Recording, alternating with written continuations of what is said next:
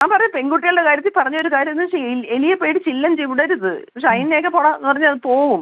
അങ്ങനത്തെ പിള്ളേരത്. പേടിയുണ്ട്. ഉള്ളിൽ പേടിയുള്ള കുട്ടികളാണ്. അങ്ങനെയാണ് ഞാൻ ഉദ്ദേശിച്ചത്. ഇതിനെയൊക്കെ നമ്മളും കൂടെ ഡീൽ ചെയ്യാം. നമ്മൾ കുറച്ചുകൂടെ ഒരു ധൈര്യം വരണ്ടേ?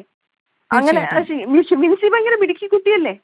അപ്പൊ എന്തിനാണ് അങ്ങനെ ഒരു അവരുടെ ഒരു വിജയസം അഭിനയിച്ചുകൊണ്ടിരിക്കുമ്പോഴത്തേക്കും വന്നാൽ എനിക്ക് പേടിയായി. എന്തിന് കംപ്ലൈന്റ് പറയണം? അപ്പൊ തന്നെ ഒരു കോളിൽ എല്ലാം അവിടെ നിൽക്കൂലേ? നമ്മളൊക്കെ അങ്ങനെയല്ലേ ചെയ്യുന്നത്? നിങ്ങളൊക്കെ വിളിക്കൂലേ? ഇങ്ങനെ പ്രോബ്ലം നടക്കുന്നതെന്ന് പറഞ്ഞ് വിളിക്കൂലേ സ്മൃതി? ഉറപ്പായിട്ടും നമ്മളെല്ലാം കൂടെ നിൽക്കൂലേ? അതെന്താണ് ഇനിയത്തെ കാലത്ത്? പണ്ടത്തെ കാലം അല്ലല്ലോ. എന്ത് അവെയറാണ് എല്ലാവരും.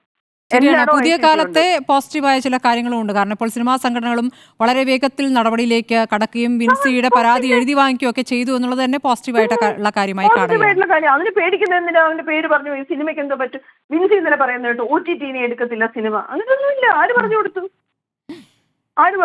അങ്ങനെയൊന്നുമില്ല. സിനിമ നല്ലതാണെങ്കിൽ സിനിമ ഓടും.